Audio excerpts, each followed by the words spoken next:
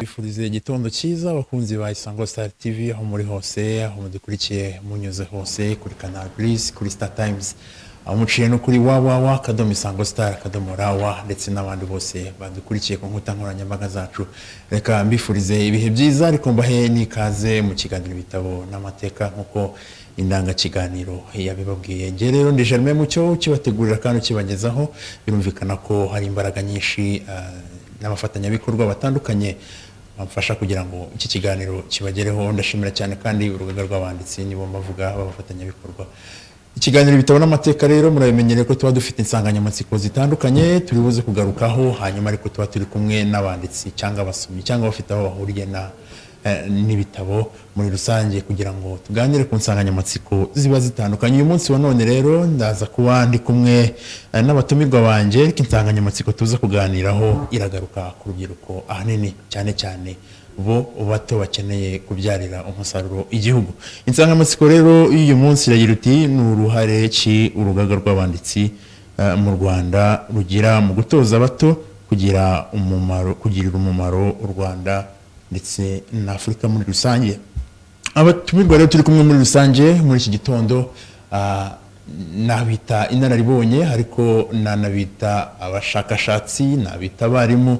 Ndi kumwe na Dr Claude Rusibana, n'umwanditsi wanditse igitabo Sindi muto kutagira umumaro urubyiruko imbaraga z'igihugu, kandi usibye n'ibyo n'umugenzuzi mukuru wa Pan African Movement ishami ry'u Rwanda, n'umwarimu muri kaminuza ya Kigali, n'umuyobozi wungirije muri iyo kaminuza, uyungirije umuyobozi ushinzwe amasomo Associate Deputy Vice Chancellor.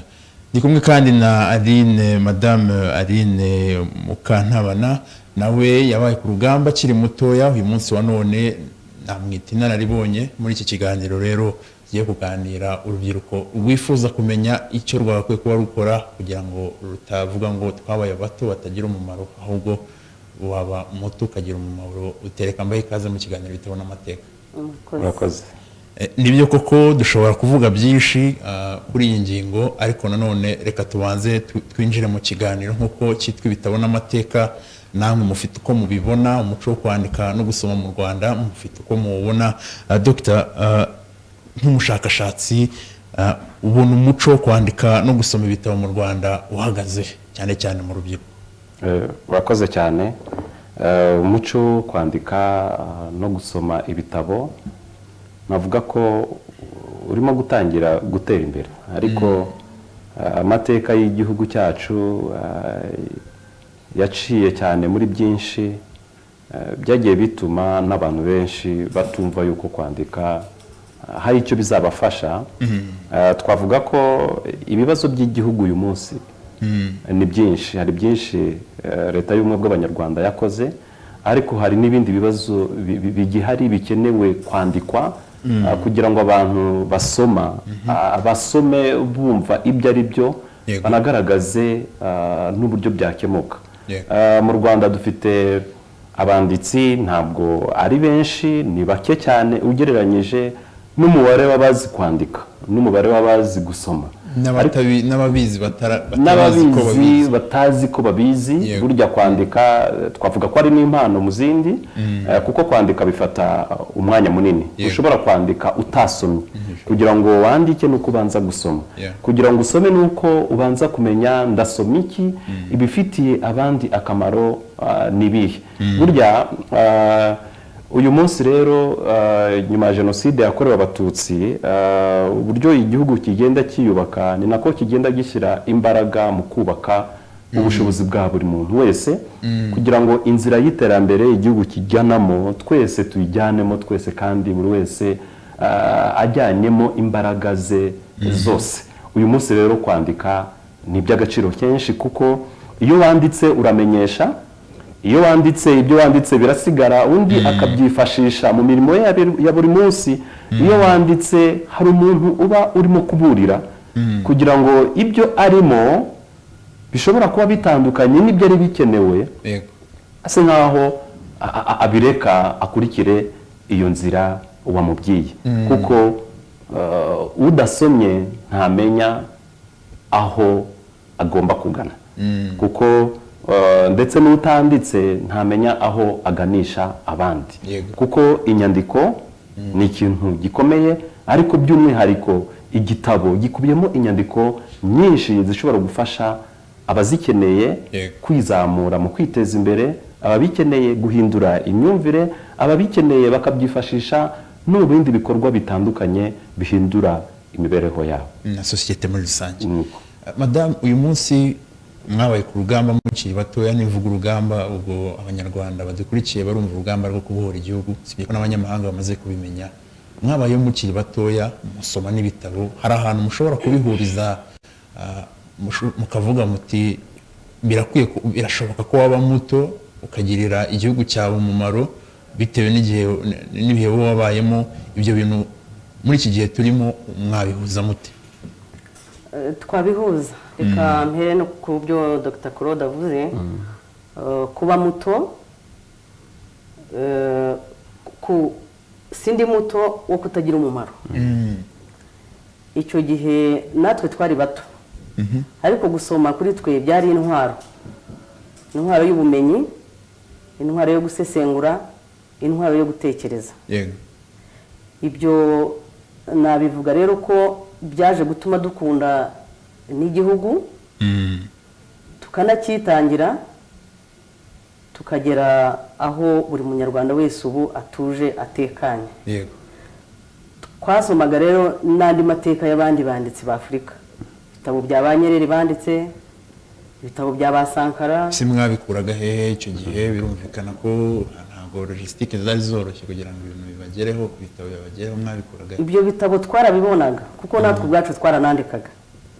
Navuga wenda mvuge nko ku gitabo kimwe, twari dufite igitabo cyitwa Inkotanyi, cyariho t-shirt ishushanyijeho imbunda, bivuga gukunda igihugu, kandi cyitwaga ko cyakanguriraga urubyiruko gukunda, gusoma no kuzagera ku rwego rwo kubohora igihugu. Kubera ko twakundaga gusoma rero natwe twaranandikaga. Ibitabo byaragendaga, nubwo isi yari itaraguka cyane nk'uko ubu ngubu hari za social media, nazo tuza kureba ibyiza byazo, ariko hari n'ibitari byiza byazo bitewe n'uko abantu bazikoresha. Twarabishakaga tukabigeraho. Abanyarwanda babaga mu bihugu hose, n'umuntu yashoboraga kohereza igitabo ari Burayi kikakugeraho uri mu mahanga nawe ahandi, uri Burundi cyangwa uri muri Tanzania cyangwa uri Uganda, bikakugeraho ukagisoma nawe ukazagitiririkanya. Gusoma byari umuco, twarabitozwaga kandi tukanabikunda, kuko iyo tutaza kubigeraho ntabwo twashoboraga no gutekereza kubohora igihugu uyu munsi. Dr. muhura n'urubyiruko, muri abarimu, by'umwihariko mwanditse n'igitabo Sindi muto wo kutagira umumaro. Icyo gitabo gikubiyemo iki? Umuntu udukurikiye ntabwo twakivugaho, twakivuze muri titre, ariko hari ibirimo bigenewe abadukurikiye ni ibihe? Urakoze. Iterambere ry'igihugu nk'uko natangiye mbisobanura rikeneye imbaraga za buri wese. Hari igihe nk'ababyeyi cyangwa se n'abayobozi babona umwana ari muto agenda, bakumva badashobora kumushyira mu nshingano kubera ko baba bumva yuko nta bunararibonye ashobora kuba afite. Umubyeyi nawe, umwana yatangira kugira icyo akoze, umubyeyi akavuga ati mwana wanjye byihorere, yashaka gutera ipasi byihorere, utaza gushya, yakora kuri mudasobwa ye utayimena, ariko umwana agahora amwereka yuko afite amatsiko nawe yo kugira icyo yafasha. Urubyiruko rero nk'uko babona uyu munsi ntabwo ari bato. Umumaro uwo ari we wese, ibikorwa bakora ibyo byose burya byakubaka igihugu. Reka mbahe nk'urugero. Hari umuryango umwe nigeze nsura. Uwo muryango wari ufite amakimbirane, umugabo n'umugore batabana neza mu buryo bunogeye abana. Bigeze aho umwana mutoya arabareba, yari afite imyaka hafi 11. Arangije abwira ababyeyi be, ariko se papa nawe mama, ko mbona muhora mu Rwanda, ukaba tuzabaho imyaka 100, mubona muzamara imyaka 100 mu Rwanda tubareba?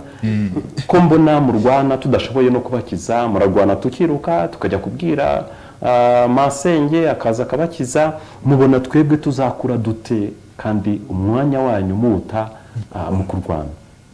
Ababyeyi bamaze kumva ayo magambo aturutse ku mwana ufite imyaka 11 mu by'ukuri basubiye inyuma bajya kuganira, baretse izo ngeso mbi ahubwo bita kureba uburyo banoza umubano mu muryango. Uwo mwana yagize akamaro.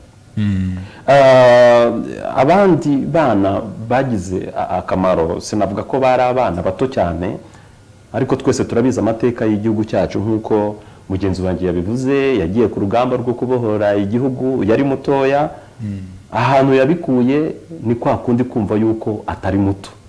Abenshi bazaga kubohora igihugu, abandi bagasigara. Ntabwo nkeka ko abari mu buhunzi bose uko banganaga nawe bose baje kwitangira igihugu, hari n'abasigaye hanze kandi bari bangana. Ariko uko kumva yuko ningenda mugenzi wanjye nawe akagenda, izo mbaraga zacu zose tukazihuza, tureta twumva ko turi bakuru twunganirana. Imbaraga z'umuntu rero ntabwo ari imbaraga z'umubiri, si n'imbaraga z'ibitekerezo cyane, nta nubwo ari n'imbaraga z'imyaka. Imbaraga navugaga hano mu gitabo ni imbaraga z'ubushake, ni imbaraga zo kumva yuko nawe ushoboye mu bushobozi bwawe buke.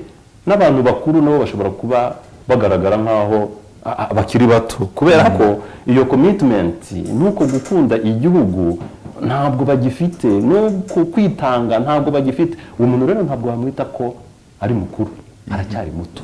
Ariko urubyiruko dufite uyu munsi, dukurikije politike nziza y'igihugu ibaha yo kubigisha, kubasobanurira, kubakundisha igihugu, kubaha amahirwe, izo nizo mbaraga nabwiraga urubyiruko ko batari bato bo kutagira umumaro, nubwo hari ibibazo byinshi bahura nabyo.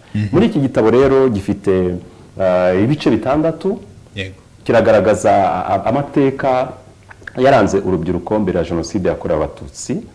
Ikindi gice kikagaragaza urubyiruko uburyo ari imbaraga n'ubukungu by'u Rwanda. Ikindi gice kikagaragaza urubyiruko twifuza uyu munsi.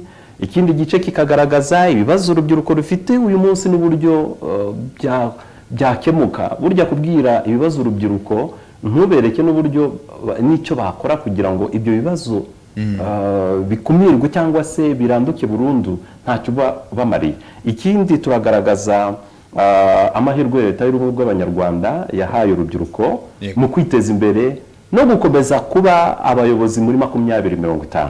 Ngira ngo tuganira nakubwiye yuko iki gitabo nagihimbiye n'indirimbo, kuko turabizi ko urubyiruko bashobora kuba badafite umwanya wo kwicara ngo basome, iyo concentration ntayo bafite. Ariko burya kumva barumva, kandi uko bumva bigenda bibajya mu matwi. Icyo twabandikiye rero ni byiza kuruta ibyo bagenda badownloadinga hirya no hino bitabubaka. Icyo gitabo rero tugihimbira indirimbo, kandi ndashimira na Honorable Musoni Protase ni co-author, nawe ni umwanditsi twafatanyije muri iki gitabo. Mushimire yuko agenda yubaka urubyiruko, uko agenda baganiriza, uko agenda abatoza kuba bakuru. Nkatwe twagiye duhura nawe akaduha ibitekerezo bikagera aho bivamo igitabo urubyiruko uyu munsi rwifashisha nk'igitabo cy'ubukangurambaga. Ibyo rero nibyo bikubiye muri iki gitabo. Uwagenda gisoma yajya agenda acyumva neza, kandi kikamufasha mu guhinduka akaba urubyiruko rw'ejo heza hazaza. Murakoze cyane. Ariko mu kanya wenda nazo no kubasaba muse nkaho mwinjira mu by'umwihariko kuri izo ngingo ukoresha 3. Ariko reka mbanze maze Madame Aline, mwabayeho nakita mu bihe bigoye. Umuntu ashobora kuvuga ngo mwari bato bangana iki, umuntu udukurikiye ashobora kubyibaza. Ariko se noneho uyu munsi ubonye urubyiruko rw'ubu ngubu ubona bagakwiye kuba bo bakora iki? Kubera ko icyo gihe biratandukanye n'igihe twe turimo ubu ngubu. Urubyiruko rurimo bo bagakwiye kuba bakora iki?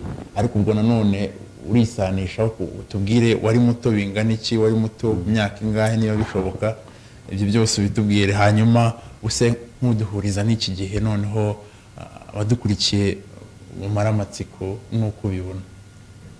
Murakoze cyane.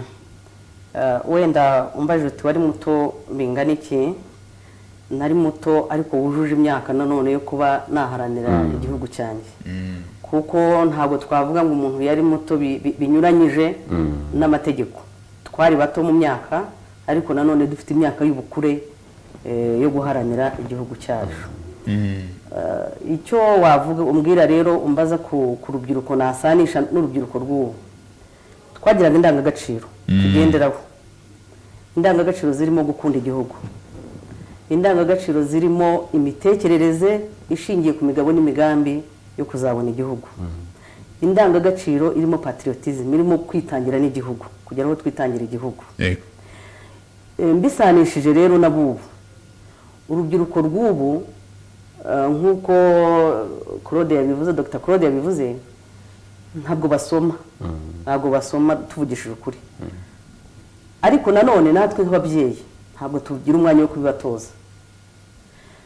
Icyo nababwira ubu rero nk'urubyiruko, gusoma nibabigira intwaro. Ese rimwe ninde wabatuje gusoma? Twatozwaga na benshi ariko wenda kamvugemo nka babiri gusa. Nanahera no kuri Honorable Musoni Protazi, Honorable Tito Rutaremara, Honorable Mugesera. Abo ni abantu bose twabanaga bakuze turi bato kuri bo, ariko nabo muri iyo myaka bari bato.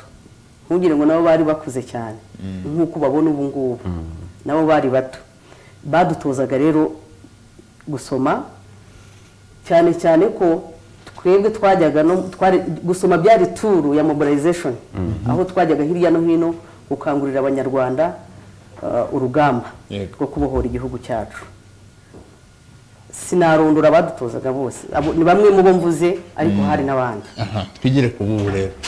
Abubu rero icyo nababwira, gusoma ni ubumenyi, bagomba kubigira intwaro yo kumenya. Nk'ubu ngubu iyo wicaye ukareba izi za social media, abana bareba bagasoma bakagenda, ariko iyo usomye, urugero nk'ubu iyo usomye abaharabika igihugu, usubiza iki? Urahari, urabisomye, urabirangije, uragiye. Wakabaye uko abanyarwanda twese tungana miliyoni hafi 12 cyangwa zirenga, umuntu agiye afata umwanya agasoma ibiriho ku isi social media zose, ariko ukagira reaction, ugasubiza ko hari ibyo ugomba kuba wasubiza, hari n'ibyo nawe ukwiye kuba wanakwandikiriga n'abandi bakabimenya. Icyo nicyo rero nabwira abato bubu ko babigira intwaro. Ndetse nanatekereza, yavuze ko igitabo bagerageje kugishyira no mu ndirimbo. Nabyo na kera natwe ku rugamba twagiraga indirimbo zirimo inyigisho, ariko twebwe indirimbo zacu zaganishaga kuri patriotism yo gushaka igihugu. Ubu Dr. Claude ibyo avuga muri iki gitabo nabyo birahura, ni ugukunda igihugu. Urubyiruko rw'ubu rugomba gusigasira ibyo abakuru bagezeho, kuko generation igenda iha indi generation.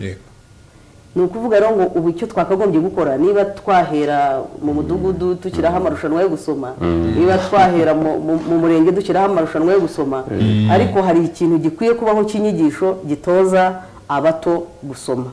Kumva indirimbo ntibihagije, nabyo ni byiza, ariko gusoma biguha gutekereza, kandi ntabwo watekereza utasomye.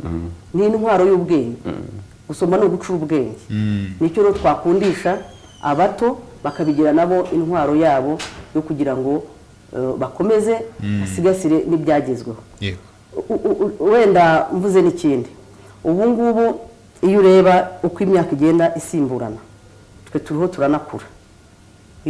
Hari abato kuri twebwe, ni ukuvuga ngo igihugu gifite aho cyavuye, igihugu gifite aho kigeze, igihugu gifite aho kigana. Imyaka yo rero ntisubira inyuma. Abagomba kubisigasira rero ni abo ngabo mvuga b'urubyiruko bakiri bato, bagomba kubikunda, bagatekereza iki gihugu cyavuye he, bakahamenya, iki gihugu kigeze he, bakahamenya, iki gihugu kiragana he, bakahamenya.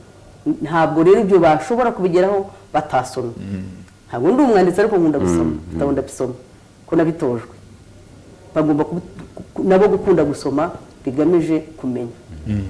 Murakoze cyane, mwakomeje kugaruka ku ndirimbo ngira ngo sabe ku buhanga bw'ibyuma baze kuyidushakira hanyuma mu kanya tuze kuba tuyijyaho ariko mbere yuko tuyijyaho muhura n'urubyiruko kenshi Dr Claude muhura n'urubyiruko kenshi yaba muri kaminuza aho mwigisha yaba muri Pan African Movement aho hose muhura n'urubyiruko mubona nibura ikigereranyo cyo kugira ubushake bwo gukora ibyo Madame Aline hariho avuga byose ubona ikigereranyo kirahagana he gihagaze kugeza ubu mwakoze ikigereranyo cy'ubushake bw'urubyiruko gukora ngira ngo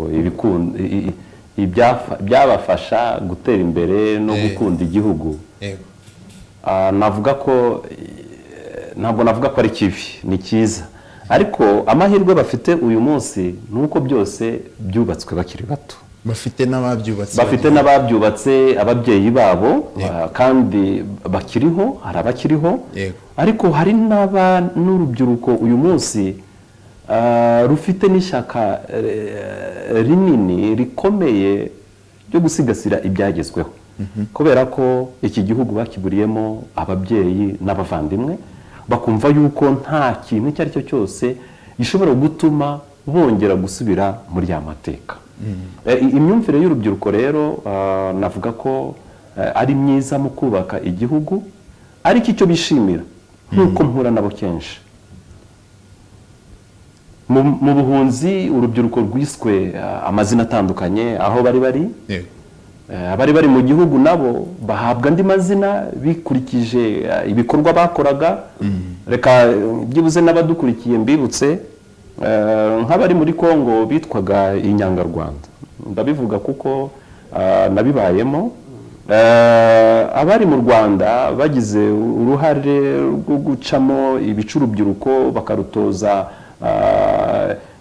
imirimo y'urwangano ibikorwa byo kwicamo ibice urwangano bageze aho bitwa amazina murayazi harimo n'interahamwe abenshi hari n'abandi bitwaga inyenzi uyu munsi urubyiruko iyo mukurikiye amazina bahabwa n'imbaraga z'igihugu zubaka vuba ibyo biranezeza cyane icya kabiri baritwa abakoranabushake ntabwo ari abakorerabushake ni abakoranabushake ayo mazina rero iyo uyumvise wararenze icyo cyiciro cy'urubyiruko cyahawe ayo mazina mabi abatesha agaciro abima ubumuntu mu bandi uyu munsi iyo ubyumvise uri mukuru birakunezeza bigatuma uvuga uti nakora icyo ari cyo cyose cyatuma ayo mazina atazongera kugaruka ukundi mu rubyiruko rw'u Rwanda tujya kwandika igitabo akenshi twagendeye ku magambo umukuru w'igihugu cyacu cy'u Rwanda nyakubahwa perezida wa Repubulika Paul Kagame aho mu nkera y'imihigo 2013 yagize ati urubyiruko ni agaciro urubyiruko ni ubuyobozi ntacyo atavuze kigaragaza ko urubyiruko mu by'ukuri ari imbaraga ikomeye yubaka igihugu maze kubyumva nkanjye uhura kenshi n'urubyiruko wabigisha ukabona batashye batarangije n'amasomo hari izindi gahunda bafite ukibaza ate se nkanjye w'umwarimu nabandimo gutoza urubyiruko kubaha ubuyobozi bw'igihugu nabandimo gutoza urubyiruko kubaha agaciro k'igihugu aho ngaho rero niko kamaro k'umuntu mukuru nako kamaro k'umurezi mu kugira ngo ahindure ya sosiyete cya cyiciro cy'urubyiruko kiganishe aho icyerekezo cy'igihugu cyifuza 2020 yararangiye ababyeyi bacu cyangwa se bakuru bacu bashyizeho politike zikomeye zo kudufasha gutera imbere none 2050 iratangiye turakora iki twe urubyiruko ngira ngo turi buze gukomeza kubigarukaho nk'uko mwabyifuje ubwiyo ndirimbo niboneka barayishyiraho twese tuyumve dufate rero akaruhuko gatoya hanyuma tugaruke ntujye kure iki ni ikiganiro bitabo n'amateka iyo ndirimbo reka tuyikurikire urubyiruko imbaraga z'igihugu zubaka kandi vuba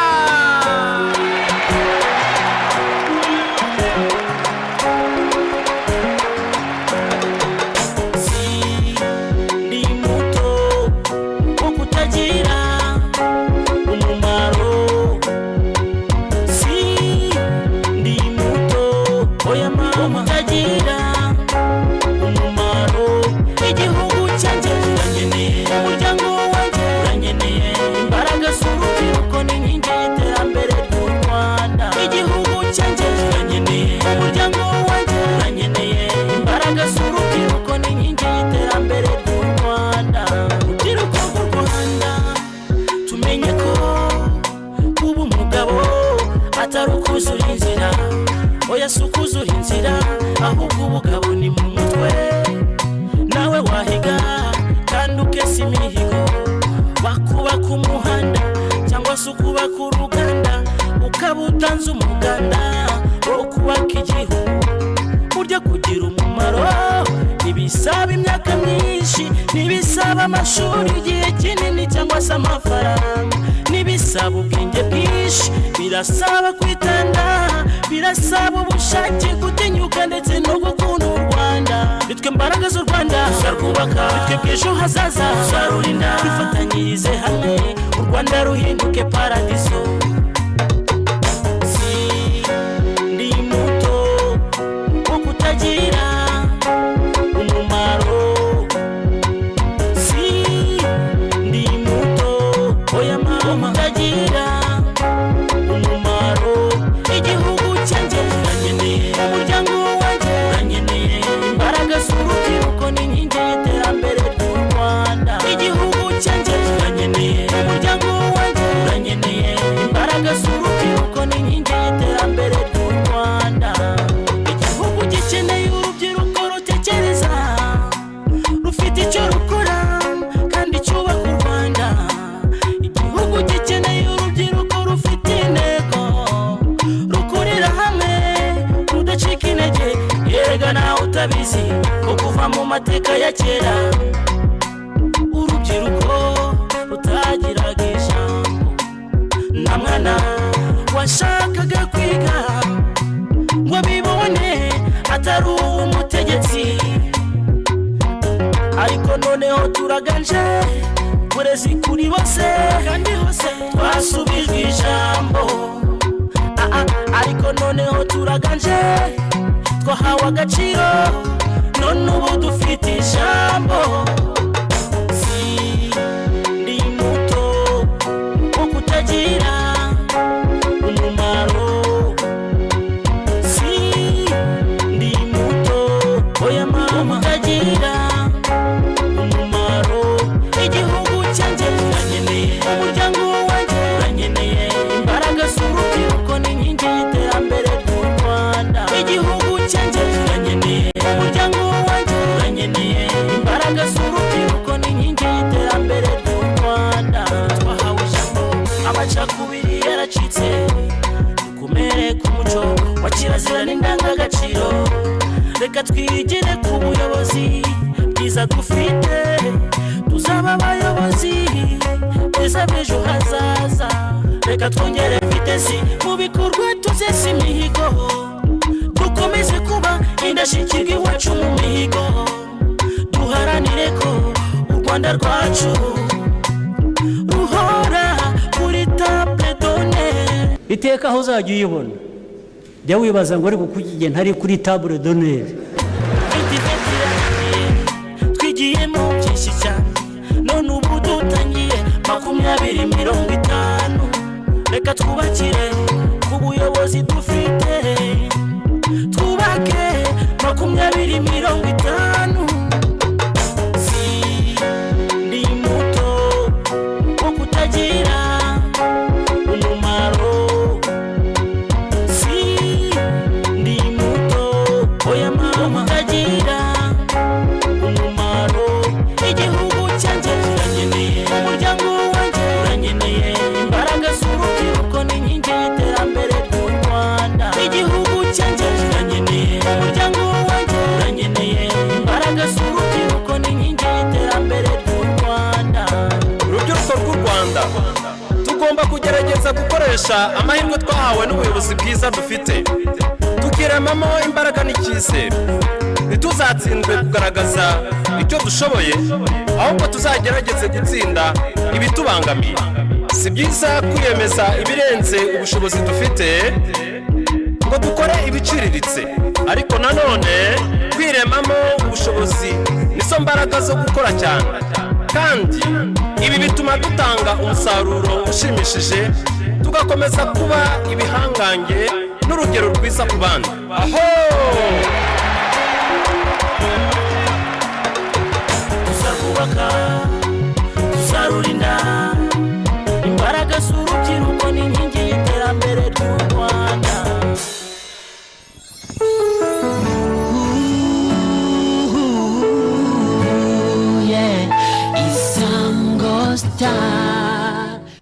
Yes, imbaraga z'urubyiruko niryo terambere ry'u Rwanda twifuza. Turacyari mu kiganiro ibitabo n'amateka, iyi ndirimbo ya Dr Claude turi kumwe hano muri studio. Iyi ndirimbo iyo wowe yumvise cyangwa yumvishije n'abana bawe cyangwa wawe n'umusaruro imaze gutanga, mu by'ukuri uyivugaho iki cyangwa wabivuga gute? Amarangamutima kuzamo. Murakoze cyane. Ikinshimisha nuko abana banje twese iyi ndirimbo turayiririmba. Turayiririmba, abana banje n'umwana ufite imyaka 3 arayizi yose. Kwa kundi abana iyo umubyeyi atashe bamwaka telefone ngo baze kureba za cartoon n'izindi YouTube. Yewe umwana wanje ufite imyaka 3 iyo ambonye buri gihe anyaka telefone kugira ngo yumve iyo ndirimbo Sindi muto kutagira umumaro.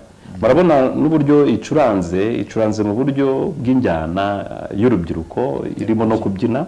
Iyo mpageze n'umwana wanjye yashaka kugira guteshuka ku nshingano, ndamubwira ati mwana wanjye subira inyuma, uri imbaraga n'ubukungu by'u Rwanda, iga umenye uzakorera igihugu, kora imirimo witoze kuba umubyeyi, kora imirimo witoze kuba umupapa, kora imirimo witoze gukorana n'abandi. Iyo ndirimbo rero iyo ndebye no kuri YouTube abantu bamaze kuyireba uyu munsi, nubwo atari benshi cyane, nubwo twayishyizeho atari mu rwego rw'ubucuruzi, ariko ibona abantu bacuranze indirimbo bagera kuri 600 700, bitabikwereka aho ubutumwa bwawe bumaze kugera nabo bwahinduye. Iyi ndirimbo hari uwayirebye arambwira ati se Dr Claude Rusibana uri umwarimu, ese ko wagiye mu buhanzi? Mubwira ko iyo uri umwarimu ntutegure uwo wigisha, ibyo wigisha biba ari impfabusa. Tugomba kubanza gutegura abo twigisha kugira ngo nabo bamenye ibyo biga icyo bazabikoresha, kuko ntabwo umuntu yiga ngo apfe kwiga gusa arangiza umuhango. Ibyo byose ariga ngo izagirire abandi akamaro. Nuzikorera nawe azashinga uruganda, aha n'abandi akazi, ibyo akora nabyo bigirira abandi umumaro. Ibyo bakora babirye babikoresha.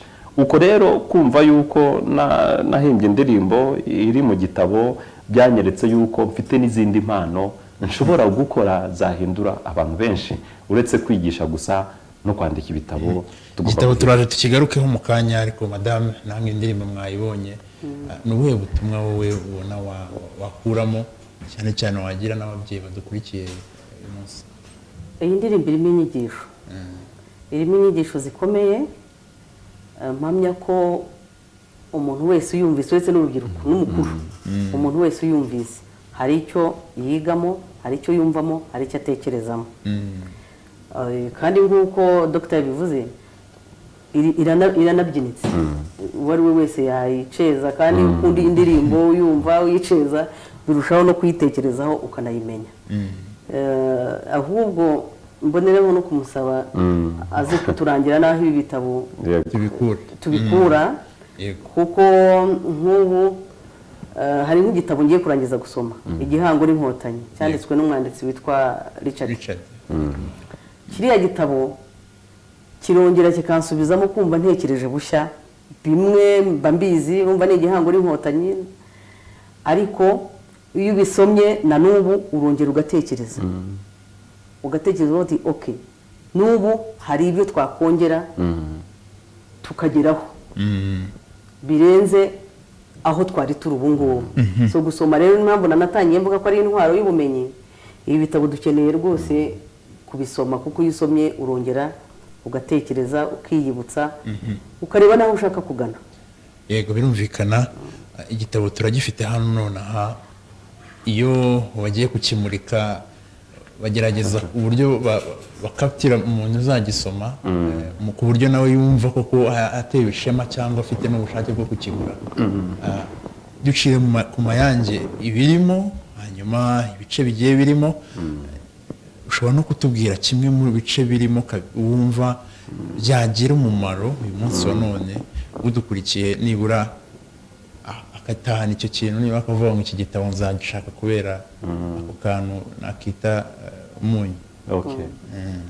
Murakoze. Iki gitabo uko mukibona ngira ngo uri kuri kamera bashobora kuzuminga iyi cover page yayo cyangwa se urupapuro rubanza, murabona ko hariho n'ishusho yanjye. Mu by'ukuri twe turi mu bikorwa bifasha abanyarwanda.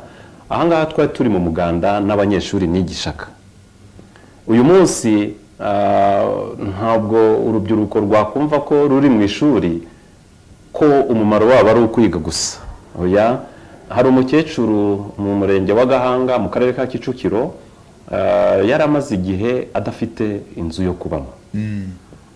Nyuma yaho urubyiruko aravuga ati twajya gukora umuganda, turagenda tujya gukora umuganda bisanzwe, tuhahurira n'umukecuru nawe yaje gukora umuganda, nawe yubaka igihugu kandi ashaje cyane, afite imyaka hafi igera kuri imyaka 70 hafi n'5.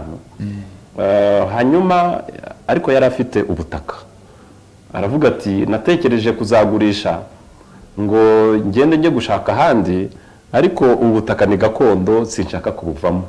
Turamubwira tuti rero mubyeyi, reka ufite igihugu cyarabyaye kandi twatojwe gukundana, gufashanya, reka tugukorera umuganda tugusanira inzu. Dutangira inzu ari umuganda wo gusana, ariko birangira inzu tuyubatse yose. Abamubona ahangaha rero ndafata umwanya kugira ngo mbashimire. Mashatse kugira ngo mbashyire ku rupapuro rw'ibanze kugira ngo umuntu wese najya gusoma abone ko twe turi gukora igikorwa gisaba imbaraga. Nta mafaranga menshi twa dufite, ariko byarangiye inzu tuyubatse ku bushobozi bwacu bukeya twagiye duhuza. Iki gitabo rero nk'uko mwabyifuje nabivuze ko gifite ibice 6. Igice cya mbere kigaragaza imibereho y'urubyiruko mbere ya Jenoside yakorewe Abatutsi. Nigeze kubigarukaho aho urubyiruko rwo rufite amazina atabahesheje icyubahiro, ariko nanone ntabwo twakwibagirwa ko ayo mateka y'urubyiruko yaranzwe no guheza. Noneho urubyiruko rwumva yuko imibereho yabo idashingiye ku kumenya, ahubwo imibereho yabo ishingiye ku guhinga, kandi ubuhinzi bwari buhari icyo gihe nabwo ntabwo bwari ubuhinzi buzana amafaranga, yari substance kugira ngo uhinge ubaho, kandi nabyo ababyeyi nibo byagiriraga umumaro kuko ubu mwana ntabwo yagombaga guhingira umuryango. Iki gihe rero amashuri yari make kandi n'ayahari agaharirwa abana b'abayobozi, abana bari muri cyacikiro cyari gisa nkaho gifite amahirwe, abandi bakaba kujya ku ishuri byo kurangiza umuhango kuko bari bazi yuko batazanakomeza ngo banarangize bakomeze na za kaminuza. Ibyo byumba by'amashuri byari bike, umubare w'abarimu nawo wari uko. Ugasanga rero kugira ngo umwana w'urubyiruko yumve yuko azabeshwaho n'ubumenyi byari bikiri kure. Babaherezaga kwiga by'imyuga ariko nabyo biciriritse, atari ukuvuga ngo bazihangira imirimo. Ukwiga icyo gihe babifataga kumenya gusoma no kwandika gusa kugira ngo bazakomeze babe abakarani b'icyo gihe babakoraga iyo mirimo y'ubutegetsi n'uburetwa icyo gihe byagendaga. Ariko icyo abigaga cyane bigaga indimi bakoreshaga kenshi mu buyobozi icyo gihe, Igiswahili n'Igifaransa, ariko bimwe na bimwe bibafasha. Iyo mibereho y'urubyiruko yatumye mu by'ukuri bataba urubyiruko rukunda igihugu. Ntabwo bigeze bigishwa gukunda igihugu kugira ngo bakitangire ndetse banakumire n'uwo ari we wese ushobora kugitera akababuza kukibamo. Ikindi ni uko twavuze ko harimo n'igice kivuga ibyakozwe na leta y'ubumwe bw'abanyarwanda mu kubaka ubushobozi bw'urubyiruko. Uyu munsi turabizi harimo amahirwe menshi, urubyiruko ruratozwa, urubyiruko rurahugurwa, urubyiruko bashinze amashuri, porogaramu zitandukanye zashyiriweho uburezi, ibigo by'uburezi ni byinshi, abarimu barahuguwe uyu munsi barigisha, kandi ntabwo bigisha ibyo mu bitabo gusa, baranigisha uburyo umuntu ashobora guhuza ibyo yize no ku isoko ry'umurimo. Ibyumba by'amashuri birahari byinshi muri buri murenge, akagari, ndetse bigiye no kugera ku rwego rwa buri mudugudu hakaba harimo ibyumba by'amashuri. Ingendo rero ziri hagati y'umunyeshuri uva iwabo ajya ku ishuri ziri hasi cyane, zaragabanutse ku buryo ni nk'iminota 5 umwana akaba ageze ku ishuri. Ikindi uyu munsi twishimira, umwana ajya kwiga afite integanyanyigisho, afite igitabo ku munyeshuri. Natwe dufite abana, umwana wese aba afite igitabo, ku buryo kwiga uyu munsi ntabwo ari uguhuzagurika. Ntabwo ari nka kwa kundi ugenda ukareba ibyo mwarimu yigishije, rimwe na rimwe bishobora kuba bitandukanye n'integanyanyigisho. Uyu munsi umunyeshuri akurikira ibyo mwarimu ari kwigisha, akamenya aho bageze, nawe ubwe yakigira, nawe ubwe ashobora no kwigisha. Ikindi ni uko nk'uko nabivuze, urubyiruko ni imbaraga n'ubukungu by'u Rwanda, ariko imbaraga navuze ahangaha ni bwa bushobozi. Ubukungu nshaka kuvuga, urubyiruko nibwo bumva vuba, bakanakoresha ikoranabuhanga mu buryo bwihuse, guhanga udusha biraborohera. Burya muzanarebe na business yashinzwe n'umuntu ukiri mutoya, iranakomera, igakomeza ikanabyara inyungu. Ariko wa wundi uyishinga akuze, aravuga atekereza n'imbogamizi cyane mbere y'uko ashinga n'ubucuruzi na business. Urubyiruko rero kuko baba bazi mu by'ukuri bigambiriwe na bagenzi babo, mu by'ukuri business zabo zikomeza kubyara inyungu. Ibibazo rero byugarije urubyiruko ni byinshi. Ahangaha navuzemo ibibazo bigera hafi kuri 15 n'uburyo byakemuka, ariko ikibazo kinini nyamukuru ni ibiyobyabwenge. Ibiyobyabwenge bituruka mu buryo butandukanye. Hari ibiyobyabwenge bituruka kuba ababyeyi barikuyeho inshingano zo kubarera. Ibindi biyobyabwenge bikaza ku bana basa nkaho uyu munsi bafite umurengwe. Ntabyita umurengwe kuko babona ababyeyi bafite ubutunzi, bakibaza ko ubwo butunzi nabwo ari ubwabo. Niba umubyeyi afite amazu 3, umwana kumva ko kujya ku ishuri ntacyo bimumariye, n'ubundi azaragwa ibyo by'ababyeyi be, bigatuma rero atajya ku ishuri. Uko kutajya ku ishuri rero bigatuma akomeza kugira izindi ngeso mbi, kuko iyo umuntu mu by'ukuri adakoresheje umwanya we neza, bimushora mu zindi ngeso mbi. Yajya muri izo ngeso mbi rero bikamuviramo kunywa ibiyobyabwenge no kudashyiramo imbaraga nyinshi kugira ngo nawe azishakire ubuzima bwe nyuma y'ubuzima bw'ababyeyi be. Ikindi kibazo gihari ni uko urubyiruko uyu munsi ruhangayikishijwe cyane no gutekereza kujya hanze kandi badafite icyo bajyanyeyo. Umwana uyu munsi ararangiza segonderi akabwira umubyeyi ati dadi ntabwo nshaka kwigira mu Rwanda. Urumva bashaka kujya hanze, kandi ibyo bagiye gushaka hanze no mu gihugu birimo, kandi kujya hanze ntacyo bajyanyeyo, ahubwo n'icyo bagiye gushakayo bumva yuko batazagaruka kugikoresha mu gihugu. Ibyo rero ni ibibazo bisa nkaho bikomeye ku buryo guhangana nabyo navuga ko bikomeye. Yeka ko itukurikizaho noneho n'ibisubizo, ariko byo twari yego cyane rwose dusoza ikiganiro. Yego madame, igitabo muracyumvise, mukurikije n'indangagaciro mwari mufite icyo gihe mu Rwanda igihugu kugira ngo mugarure igihugu, n'ibyanditse mu gitabo, urubyiruko rwa none rwakuramo iyihe bagaje? Mu by'ukuri iki gitabo kirimo inyigisho wanasanisha ushatse n'uko natwe twari tumeze icyo gihe. Harimo byinshi bisobanura, harimo byinshi bikundisha urubyiruko kumenya, ariko icyo nanakunze cyane harimo n'ibibazo agaragaza n'uburyo ibyo bibazo byakemuka. Ni igitabo rero mu by'ukuri gifite umwimerere wacyo, kandi kiri kubiyemo inyigisho zadufasha twese, cyane cyane urubyiruko. Tugaruke nanone mu buzima mwari murimo icyo gihe, abadukurikiye kimwe nanjye n'abandi bose bashobora kwibaza ikintu nibura kiba cyabaye waba wibuka avuga ngo iki kintu ndamutse nkibwiye n'abandi gishobora kuba motivation kugira ngo bo bafate iya mbere nabo bagire icyo bakora nk'uko namwe mwafashe umwanzuro mukagira icyo mukora. Icyo kintu niba gihari urakitubwira hanyuma n'abadukurikiye nabo ubwabo bitekerezeho. Ni byinshi umuntu yavuga ariko nibura tuvuge nk'ikintu cyo gukunda igihugu. Gukunda igihugu byari inshingano, byari ukwiyemeza, yari indirimbo twarabirotaga kuko buriya iyo hataba urukundo rwo gukunda igihugu na bamwe bashoboraga no kutumva nta mumaro. Ndibuka kera tugikura baratubwiraga ngo twakundaga kubaza ukabaza ababyeyi uti ko mutubwira ko hatari iwacu kuki tutagira iwacu, bagafata umwanya wo kugusobanurira. Ariko ukanababwira uti tuzashaka icyo gihugu byanze bikunze tukibone. Ikigaragara rero wenda ku cyo warumbajije, icyo naba nibuka ko twari bato muri generation dukundanye, dushyize hamwe, dushaka igihugu kandi tukakibona. Ariko umuntu wese twashakaga n'icyo tutazi kuko ntabwo twari tukizi. Nibuka rwose bajyaga bavuga ngo Kigali Nyarugenge, iryo jambo ryamporaga mu mutwe, tuzataha Kigali Nyarugenge.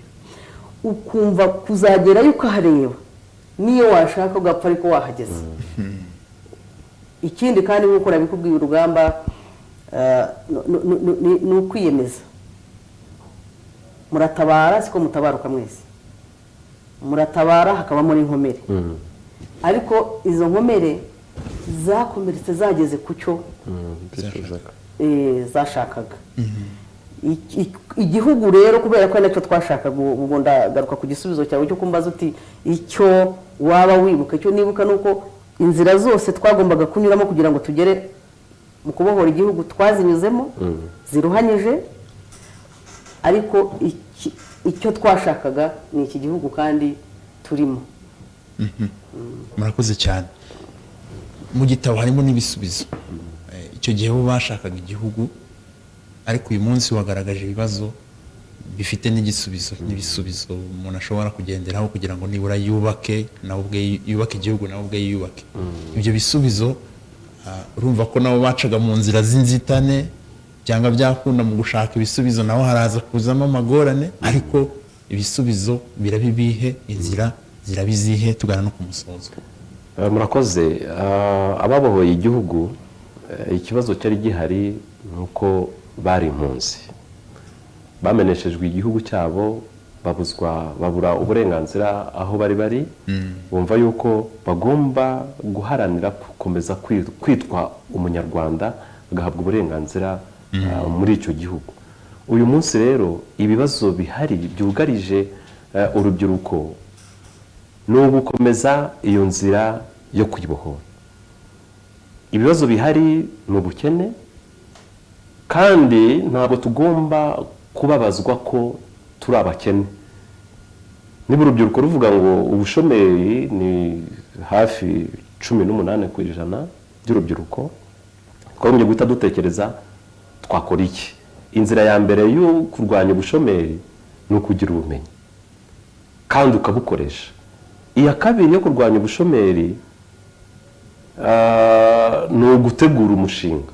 Ahangaha muri iki gitabo nabagaragarije steps cyangwa se ibyiciro urubyiruko rushobora gukurikiza kugira ngo bakore umushinga ubabyarira inyungu kandi babone naho bakura igishoro. Urumva ko ari ibisubizo turimo gutanga. Ni inzira rero natwe tujyamo, ni inzira y'inzitane kuko ntabwo ifunguye, kuko ni competition.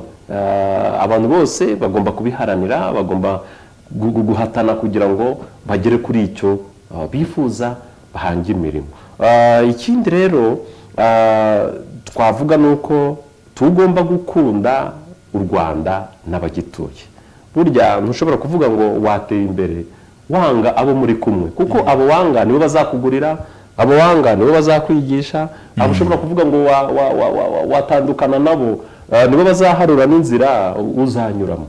Uyu munsi rero urubyiruko dufite amahirwe ko byose byadukorewe, dukoreshe rero ayo mahirwe kugira ngo duteze imbere igihugu cyacu, tugikunde, ntihagire ubasha kuza kutubwira yuko ntaho tujya, ntaho tugana, ibyo turimo ntitubizi, n'ibindi bishobora kuduca intege.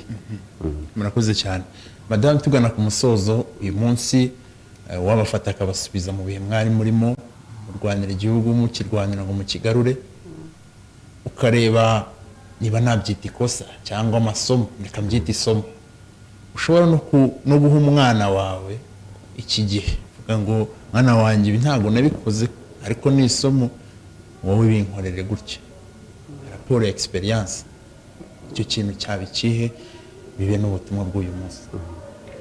Urakoze, wenda ntaragera ku cyumba jije icyo nashaka kunganiraho mugenzi wanjye. Nta kibazo.